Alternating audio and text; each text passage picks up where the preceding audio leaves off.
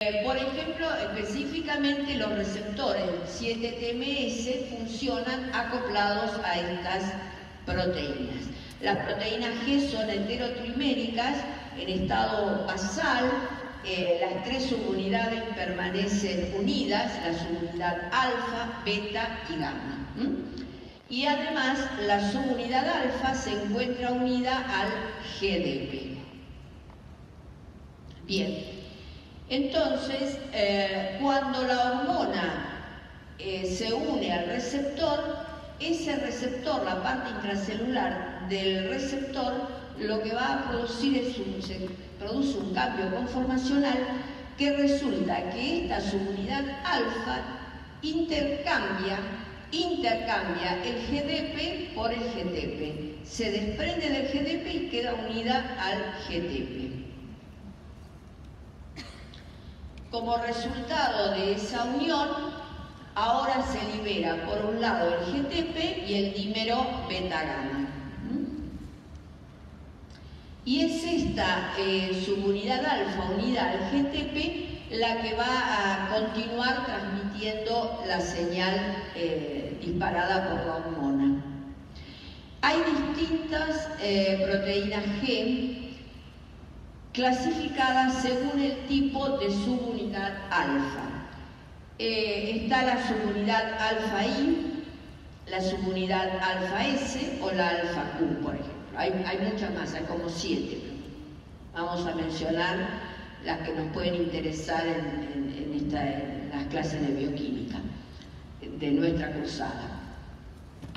Por ejemplo, la subunidad alfa S va a activar a una enzima que se llama adenilil ciclasa.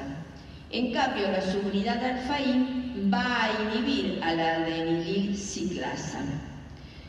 La alfa Q va a activar a la fosfolipasa C. También la alfa I puede tener acción sobre fosfodiesterasas y canales iónicos. ¿Qué significa esto? Cuando la hormona se une al receptor, se produce la activación de la proteína G, con lo cual lo primero que ocurre es intercambio GDP por GTP y consecuentemente la disociación del dímero beta-gamma de la subunidad alfa. ¿Qué es lo que va a hacer esta subunidad alfa? Va a contactarse con una enzima, que es la enzima generadora de segundos mensajeros. Se contacta con una enzima y la activa para que esa enzima genere el segundo mensajero que comienza a aumentar su concentración adentro de la célula. ¿Cuáles son esas enzimas? Y depende de la proteína G. Si es la GQ, va a activar a la fosfolipasa C. Si es la subunidad alfa S, o sea, la GS, activará la adenilil ciclasa. Si es la GI, la inhibirá la adenilil ciclasa. Esas son las distintas posibilidades.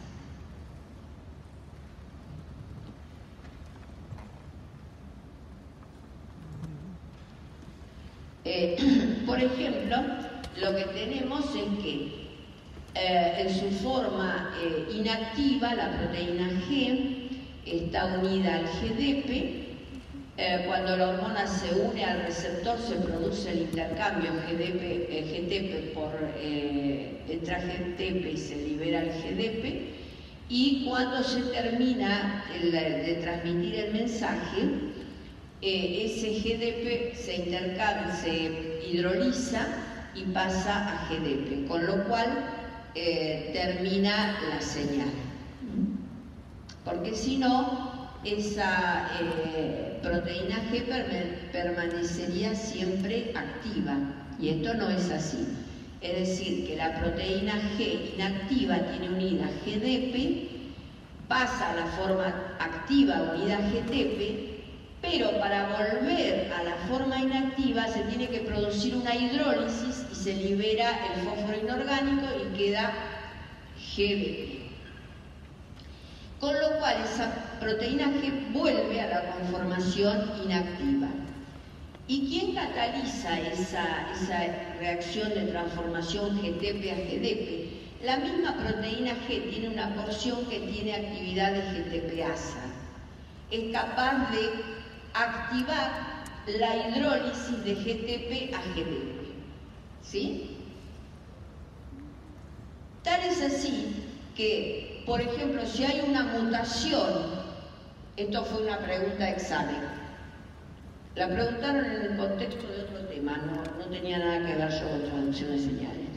Si hay una mutación en el dominio GTPasa de la proteína G, ¿qué va a pasar con esa célula? ¿Cómo la considerarían?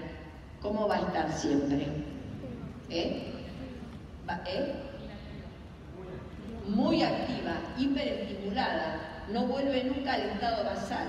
Es lo que pasa con la toxina colérica.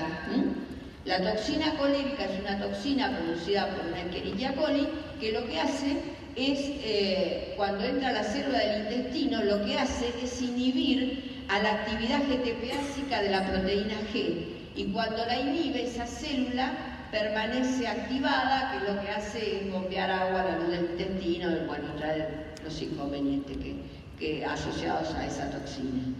¿Está bien? O sea, si se muta o falla el dominio intrínseco que tiene la misma proteína G de actividad de GTPasa, esa célula permanecería permanentemente activa.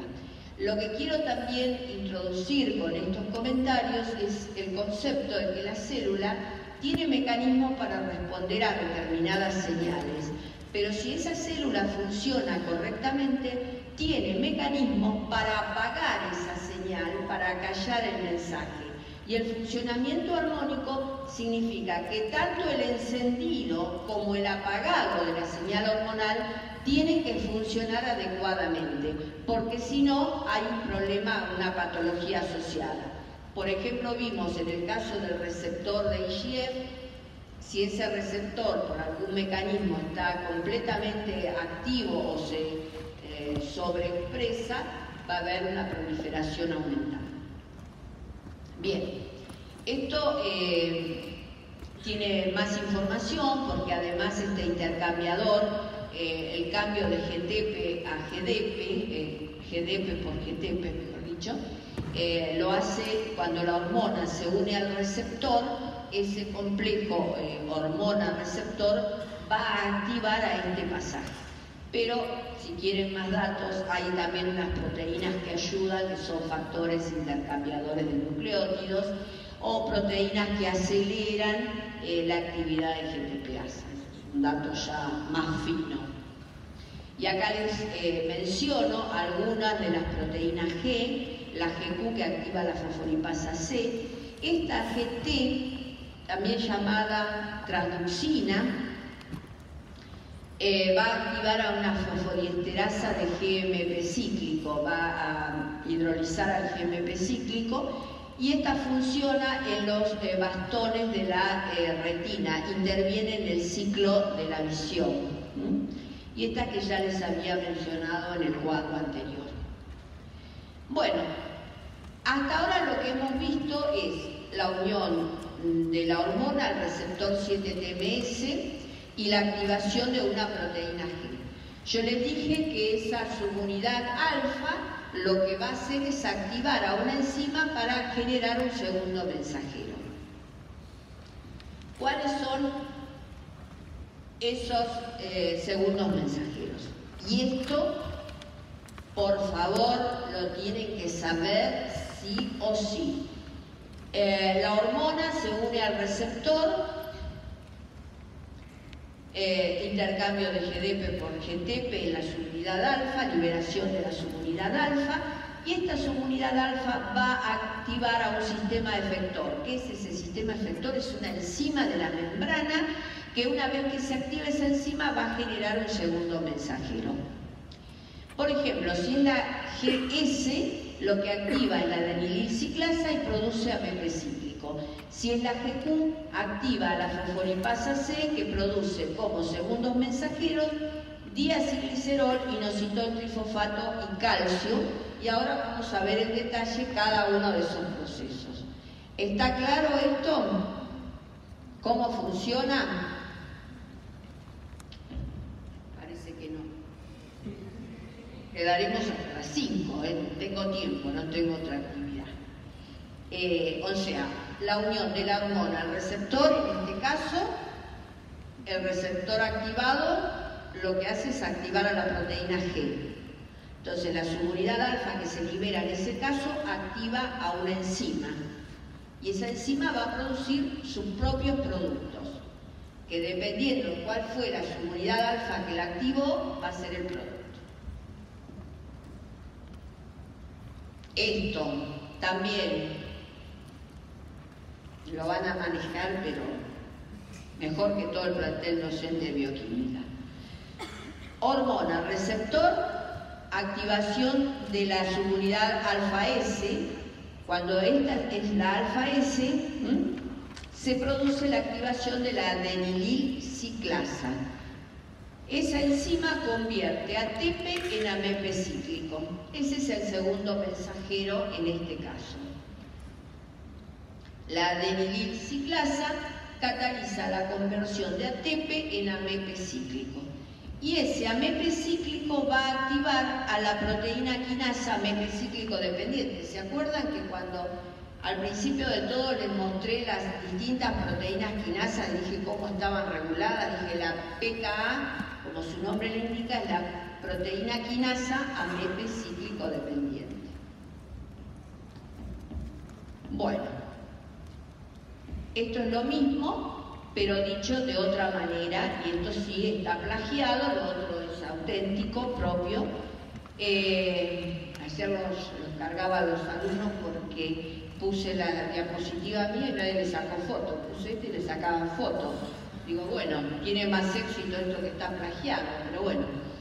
El receptor se une a la hormona, la proteína G une GTP, específicamente la subunidad alfa, y en esas condiciones activa la adenilil ciclasa, que convierte ATP en AMP cíclico, y el AMP cíclico activa la PKA y se produce fosforilación de proteínas de otros sustratos en residuos de serina y treonina. Y acá está descrito lo que pasa. Bien, ¿cómo se activa la proteína quinasa AMP cíclico dependiente? Esto también, ¿sí? Lo van a saber sí o sí.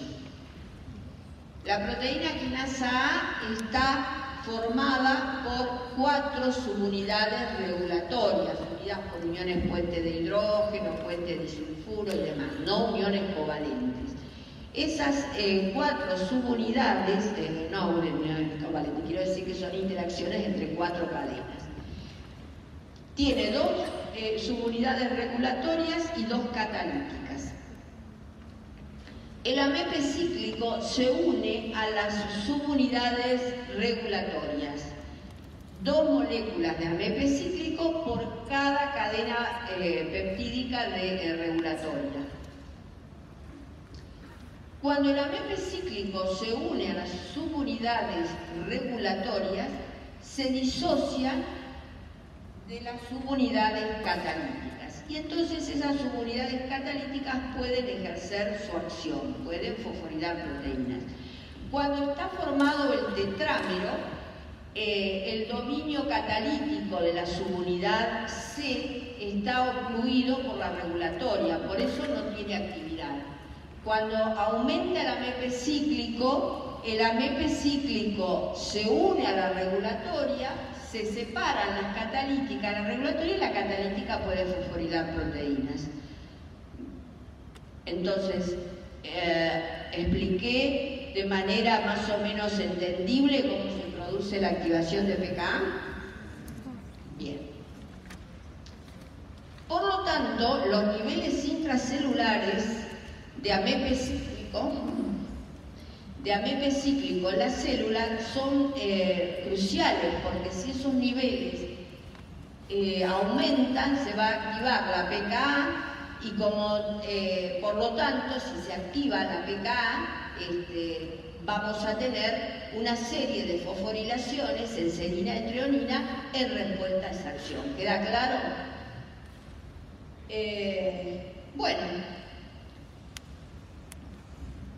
Sin embargo, los niveles de AMP cíclico no están solamente controlados por la actividad de la adenilato ciclasa. O sea, la adenilato ciclasa cataliza la formación de AMP cíclico, pero existe también una fosfodiesterasa que produce la hidrólisis del AMP cíclico y genera AMP. Vale decir que en una célula los niveles de AMP cíclico intracelulares están controlados por la quinasa, la adenilciclasa que lo forma y una fosfodiesterasa que lo degrada. En el caso, por ejemplo, de la hormona glucagón, la hormona glucagón es una hormona que actúa vía un receptor 7-TMS y que activa a la proteína quinasa AMP cíclico dependiente, o sea que va a generar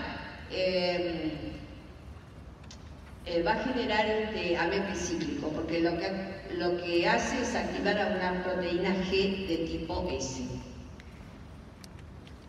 Pero, por ejemplo, la insulina, que tiene acciones opuestas al glucagón, lo que hace es activar a esta fosfodiesterasa, con lo cual bajan los niveles de AMP cíclico. Es decir, mientras el glucagón, por su mecanismo de acción, lleva a un aumento de AMP cíclico, la insulina, vía activación de esta fosfodiesterasa, baja los niveles de AMP cíclico.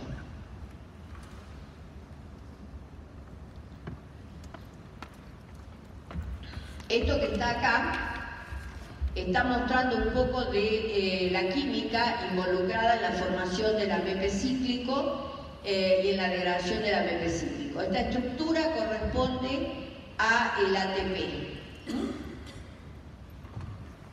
La adenina, la ribosa y los 3 grupos fosfatos. Cuando actúa la adenilciclasa, lo que hace es rompe esta unión, se liberan 2 grupos fosfatos y este fosfato se une con este oxidilo, forma una unión éster y esta es la estructura del AMP cíclico. Ustedes seguramente no recuerdan, pero en el ejercicio de estructuras que vieron al comienzo del ciclo lectivo estaba esta estructura para que reconocieran los grupos funcionales. Entonces, este AMP cíclico se forma por la adenilciclasa, pero a su vez la fosfodiesterasa hidroliza esta unión y genera AMP lineal.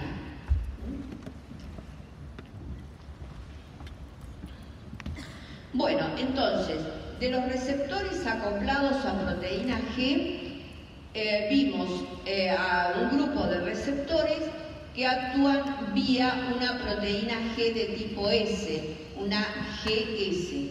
Cuando actúan vía GS, lo que hacen es activar a la adenilciclasa, producir AMP cíclico y el AMP cíclico activar APK. Ahora vamos a ver el otro gran grupo de hormonas, que son las que actúan vía un receptor que está acoplado a una GQ. En ese caso, la unión de la hormona al receptor hace que se intercambie GDP por GTP, se libera la subunidad alfa del dímero beta-gamma y esa subunidad alfa liberada va a actuar sobre una enzima localizada en la superficie de la membrana que se llama fosfolipasa C. La fosfolipasa C va a hidrolizar a un lípido de la membrana y como productos se obtienen los productos de esos lípidos de membrana, son los segundos mensajeros. Me van a permitir que me voy a adelantar y después vuelvo a esta, a ver si lo tengo acá. Esto es lo que hace la fosfolipasa C. Este es un lípido de la membrana. Nuevamente es un fosfoglicérido derivado del inositol. Acá tenemos el esqueleto del glicerol esterificado con 2 ácidos grasos. Eso va a formar las 2 colas hidrofóbicas que están insertas en la membrana, un grupo fosfato que forma un puente fosfodiéster entre el glicerol y el inositol. Este inositol está fosforilado en 2 posiciones Y esta fosfolipasa C, cuando se activa, lo que hace es cortar a este nivel, cortar esta unión éster que vincula al fosfoinositol con el diacilglicerol. Entonces, cuando se activa la fosfolipasa C, se libera, por un lado, diacilglicerol y por otro lado, ese inositol que ya tenía 2 fosfatos, ahora adquiere un fosfato más, porque la hidrólisis se produjo acá, se liberó otro fosfato más, inositol trifosfato. Esos son cómo actúa la fosfolipasa C. Entonces, volviendo a nuestro esquema, lo que tenemos es que la subunidad alfa unida al GTP va a activar a la fosfolipasa C y es la fosfolipasa C la que hidroliza los lípidos de membrana, el fosfoglicérido del inositol, y va a liberar inositol trifosfato y diacilglicerol. Esos son 2 segundos mensajeros. El inositol trifosfato, a su vez, esto parece la historia de nunca acabar, el inositol trifosfato, existen receptores en el retículo endoplásmico para ese compuesto químico. Cuando el inositol trifosfato se une a su receptor, lo que va a provocar es una salida de calcio del retículo al citoplasma. O sea que, consecuentemente, cuando se forma inositol trifosfato, se libera calcio al citosol. Entonces, tanto el calcio como el diacilglicerol van a activar a la proteína quinasa C, la pasan de inactiva a activa.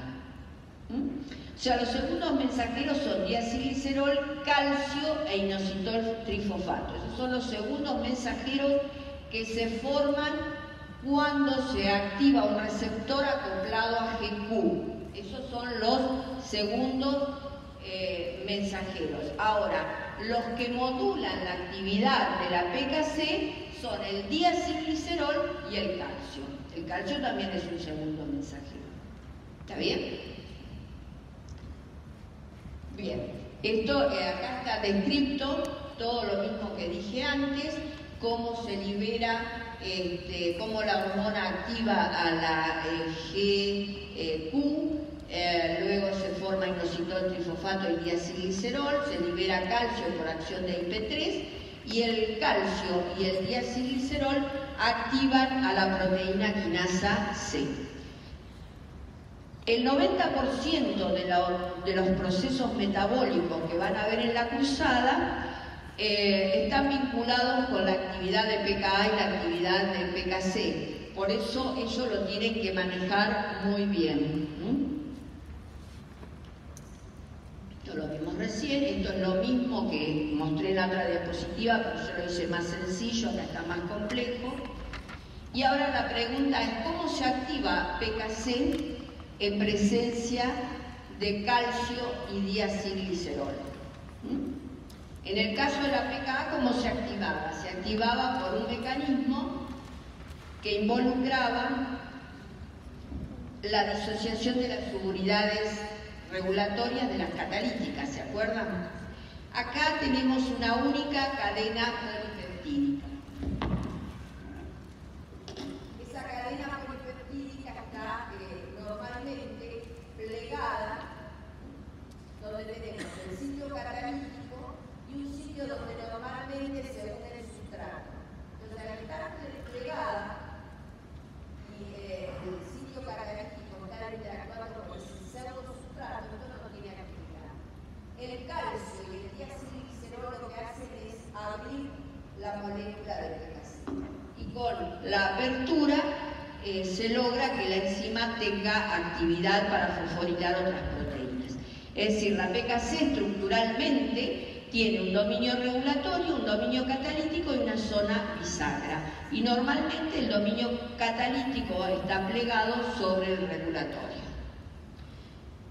Acá tenemos un esquema, esto es el dominio catalítico y este es el dominio regulatorio. En el dominio regulatorio hay una secuencia que es muy similar a la que tiene que tener el sustrato para esta quinasa. Por lo tanto, está ocluyendo el sitio de unión al sustrato. y tiene un sitio para unión de ATP, que es el otro sustrato de cualquier quinasa. Dijimos que no solamente tiene que haber un sustrato proteico, sino también ATP. Son los dos sustratos que necesita una proteína quinasa.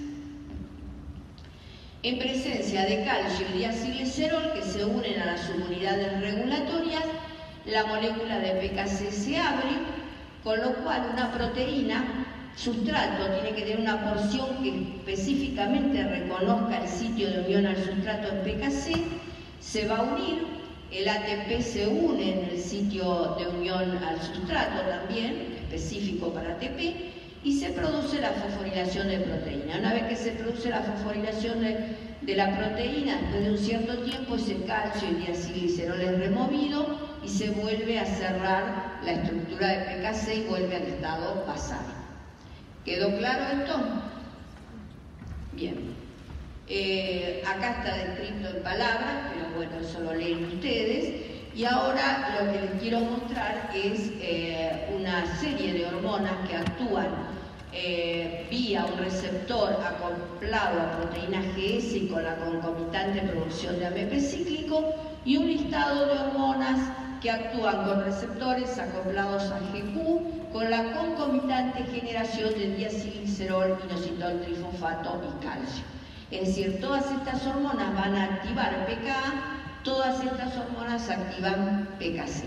¿Qué hormonas tenemos? La corticotrofina o ACTH, que es la hormona que estimula la glándula adrenal para la producción de hormonas de la corteza adrenal, la hormona FSH y LH, que son hormonas que actúan en gónadas, testículo y ovario, el glucagón, la hormona que estimula a la glándula tiroides o TSH, secretina, calcitonina, dopamina. Los receptores tipo D2 de dopamina son los que actúan vía PKA, porque hay distintos tipos de receptores, lo mismo para la histamina.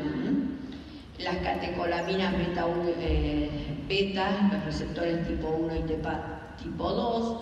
Y acá tenemos, por ejemplo, la angiotensina, vasopresina, los agonistas alfa-adrenérgico, factor liberador de tirotrofina. Eso para que tengan conocimiento de los dos grandes grupos de hormonas, los que actúan vía PK y los que actúan vía PKC.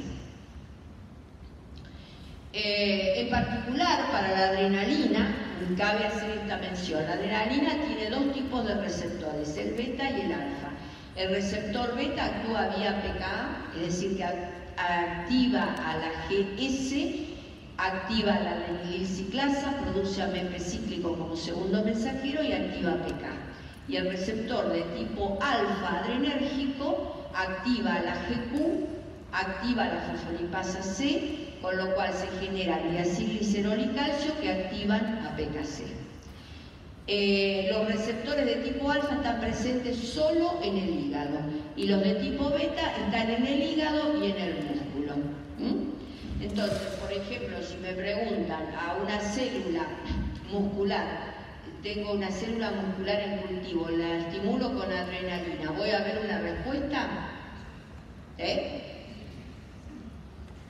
Exacto, porque va a actuar vía, si es adrenalina, célula muscular, la estimulo con adrenalina, va a haber una respuesta, va a haber activación de PK.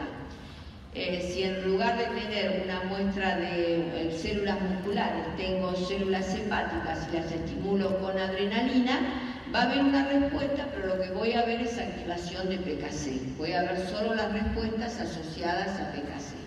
¿Está bien?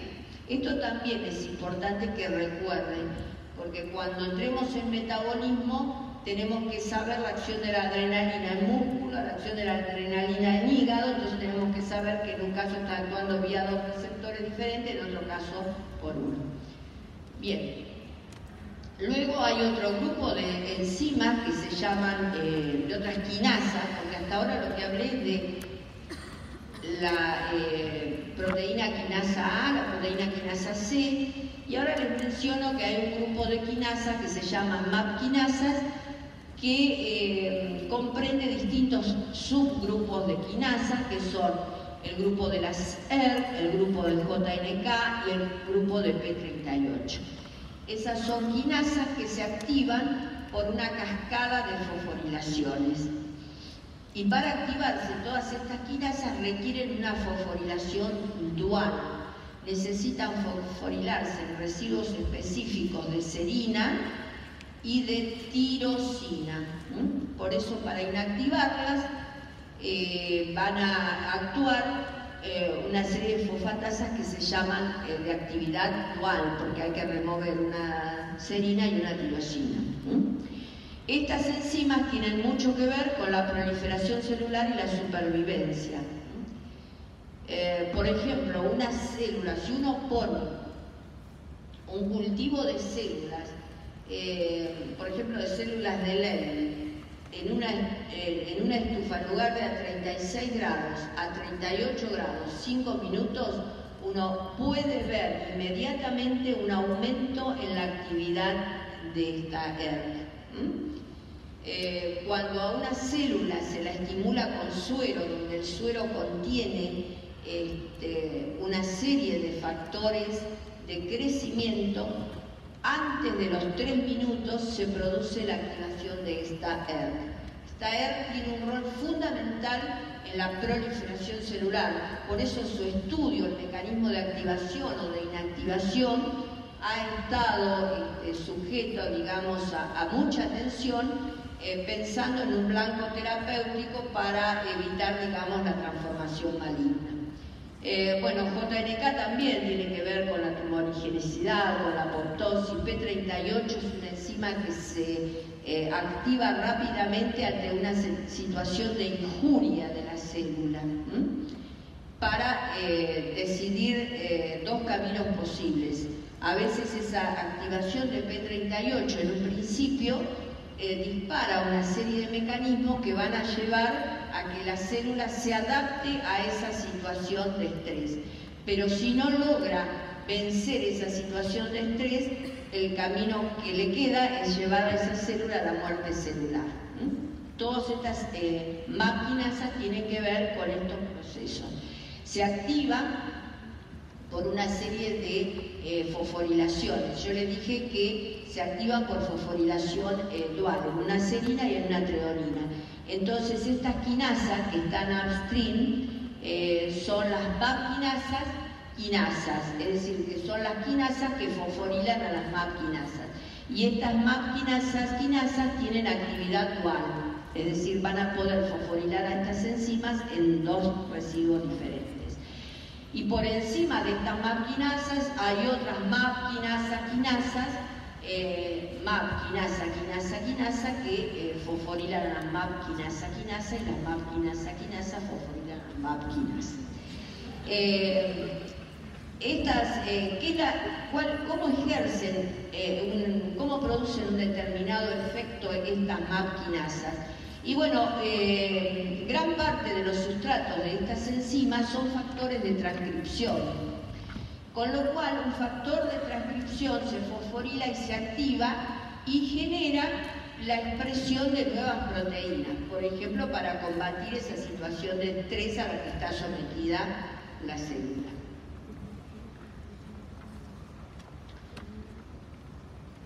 ¿Está más o menos claro esto?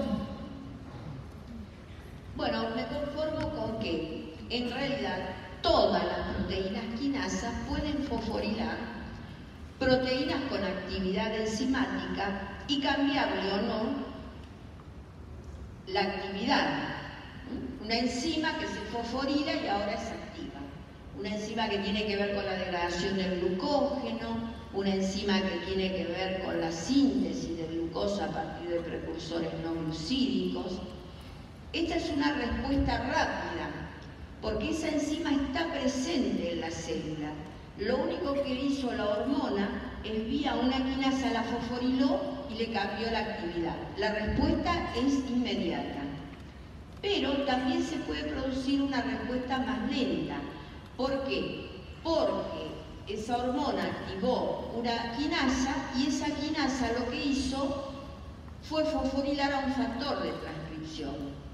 Entonces ese factor de transcripción va a ir al núcleo, se va a unir al ADN, a un sitio específico, al promotor de un determinado gen, y va a activar que sintetice un ARN mensajero que codifica para una proteína particular en respuesta a la hormona. Obviamente todo eso es un proceso más lento y lleva más tiempo, pero las dos cosas ocurren.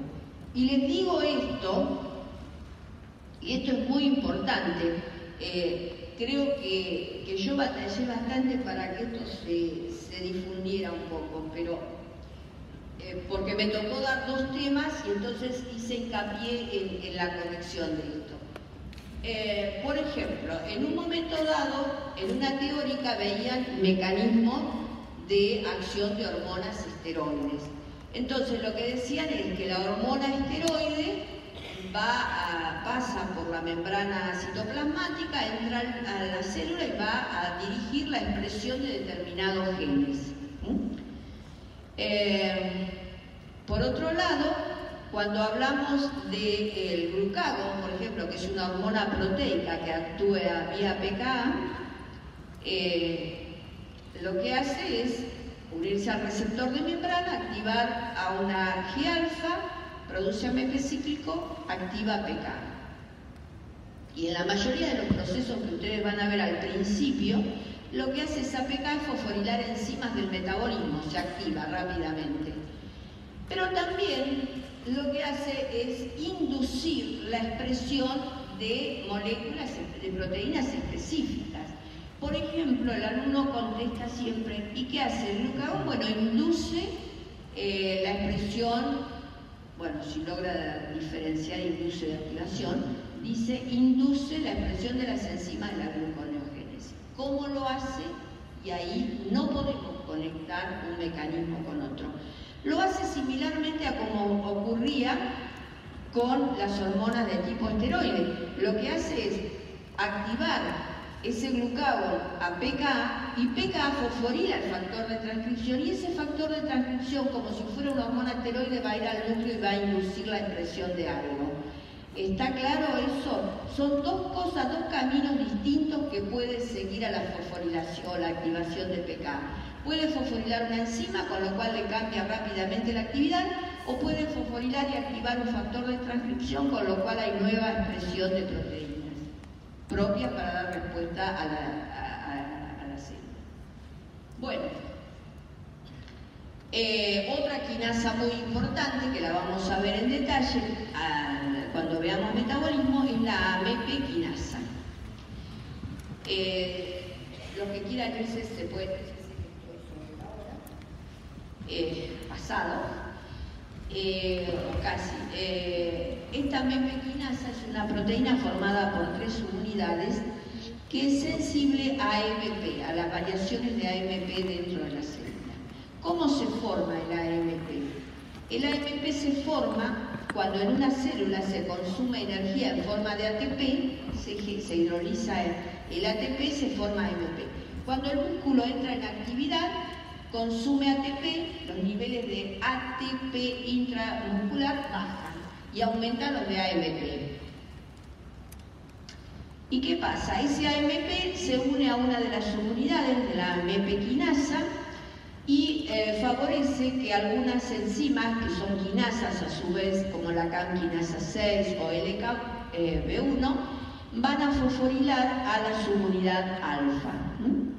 Y entonces la AMP quinasa está activa. Es una quinasa de serina y treonina. Entonces, una vez que está activa, fosforila una serie de proteínas que tienen que ver con distintos procesos metabólicos. Por ejemplo, como resultado de la activación de la PKA, hay mayor actividad glucolítica, mayor oxidación de ácidos grasos, esto está favoreciendo la oxidación de ácidos grasos y el mayor transporte de glucosa. La metformina, ¿oyeron hablar de la metformina ustedes? Es un hipoglucemiante oral de uso muy difundido. Esa droga lo que hace es activar a esta LKB1 de manera que esta AMP quinasa va a estar activa. Tomando metformina se logra la activación de esta AMP quinasa. Y fíjense que se logra un mayor transporte de glucosa al interior de las células, por eso puede bajar la glucemia. Por eso lo que sucede es que una persona, un diabético, se le recomienda caminar, entonces hacer ejercicio aumenta AMP, favorece la activación de la AMP quinasa, va a tener mayor consumo de glucosa por la vía glucolítica, va a tener mayor oxidación de los ácidos grasos y va a aumentar el transporte de glucosa. Y a su vez va a inhibir una serie de vías metabólicas también paralelamente. Esto lo vamos a ver ya en las últimas unidades temáticas que damos integración del metabolismo. Pero recuerden que esta AMP quinasa es una quinasa de serina treonina que se activa por AMP, por eso tiene mucho que ver con el metabolismo energético, y también se activa por fosforilación.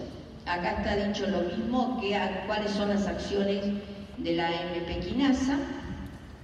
Y acá lo que les quiero mostrar es lo que recalqué anteriormente, que cuando se activa una quinasa, el sustrato puede ser una enzima y entonces rápidamente uno puede visualizar un efecto, pero también puede fosforilar factores de transcripción. Por ejemplo, el glucagón fosforila y activa al factor de transcripción llamado CREB específicamente, y entonces también hay transcripción de genes, expresión de proteínas y la respuesta celular asociada a esa expresión de proteínas. ¿Está claro entonces si el glucagón activa pKa puede aumentar la expresión génica? Sí. ¿La insulina puede aumentar la expresión génica? Sí. Y lo hace también por esta cascada de fosforilaciones, pero impactando específicamente en un factor de transcripción. Y acá, les prometo que es la última, lo que quiero mostrar son una serie de hormonas, una serie de compuestos de uso farmacológico que lo que hacen es impactar en una serie de receptores. Entonces, por ejemplo, en el cáncer de próstata, que es dependiente de testosterona, lo que hay que hacer es bloquear el receptor de testosterona para que la testosterona no actúe, y hay una droga que se llama ciproterona. O, por ejemplo, para bloquear el receptor de estrógenos, el tamoxifeno, que es útil para el cáncer de mama cuando es estrógeno dependiente. Por ejemplo, cuando hay un proceso carcinogénico dependiente de IGF, se da el cetuximab, que impide la unión del IGF a su receptor, útil en el cáncer colorectal.